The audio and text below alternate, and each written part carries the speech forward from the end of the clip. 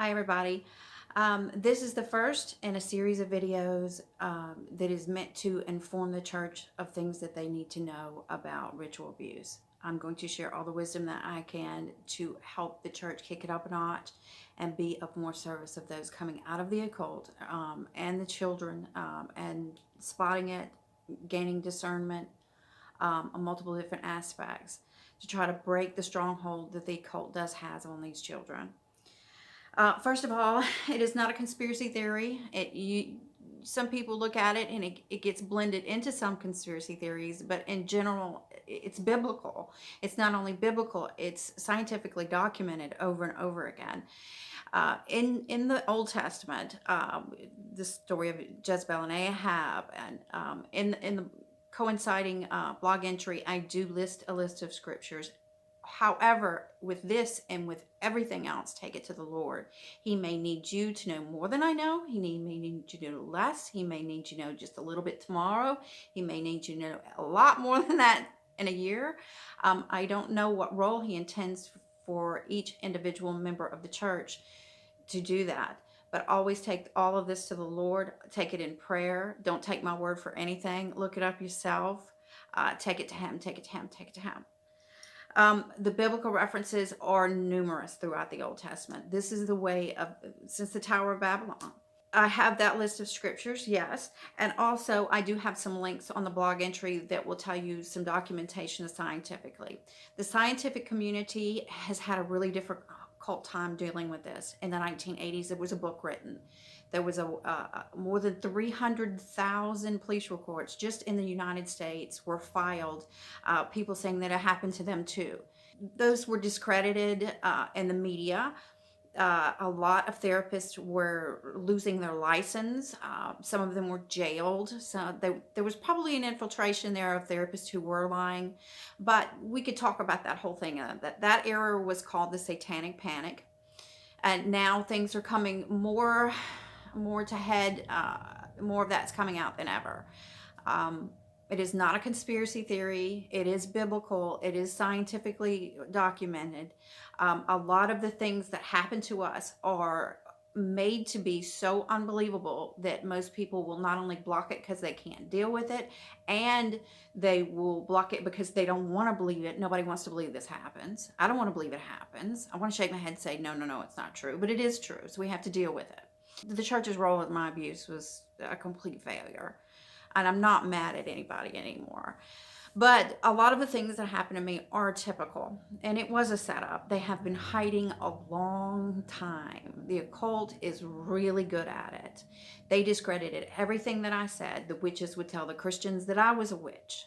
The witches would tell Christians I was some sort of 8-year-old vixen that was going to corrupt their little boys and don't listen to anything you said. And they didn't listen to anything I said. And at times they hurt me almost as badly, if not as badly as I was hurt in the rituals. They also believed that they were doing the right thing. They thought they were going to hurt me. I was even threatened to be burned once by a family member because they thought I was into witchcraft, when I was the one who refused to renounce Jesus and learn magic. A lot of this comes from the lack of discernment. And this is very important, because if someone shows any sign of the gift of discernment, the occult attacks them, particularly in childhood. They look for children like that. I showed signs of it, and they hit me pretty hard to knock that down. They wanted to tell me it was a magical gift that I was just born with. That's the way God made me, for his reasons. Never forget that. So having discernment, or having the gift of discernment, is very important. Talking to other victims and doing my best to counsel them and help them come out. I'm hearing a lot of really upsetting things. I'm hearing that they're told that historically and traditionally Christians should not talk about these things. We should ignore these things. Don't talk about magic. Don't talk about things that would enable a person to be wicked. However, not talking about this allows them to hide. They're hidden. But I know it when I see it, and I can teach you how to know when you see it. I'm hearing them say things like, you should just get over it. We don't believe you, mostly because they don't want to believe you.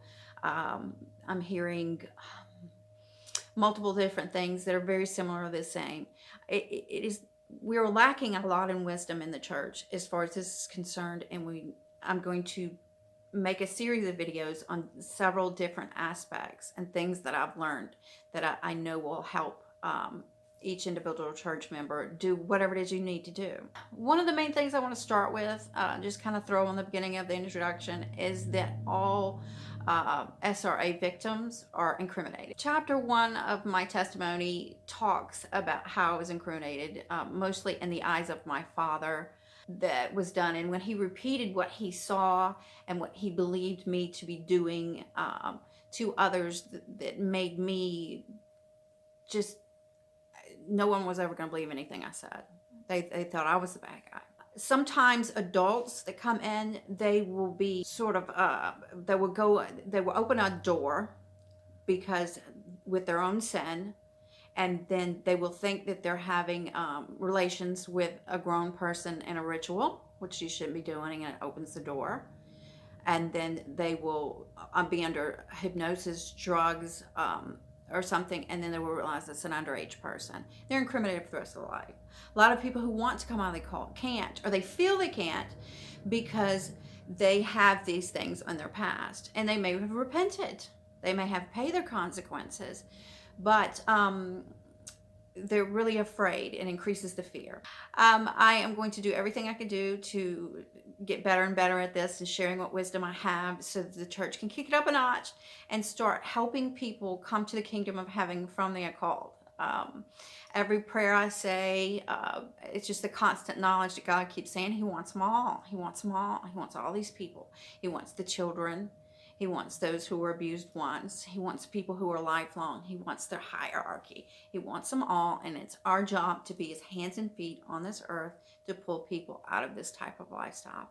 Anyway, I love you guys, and I hope today is as blessed for you as it is for me, and I'll see you next time.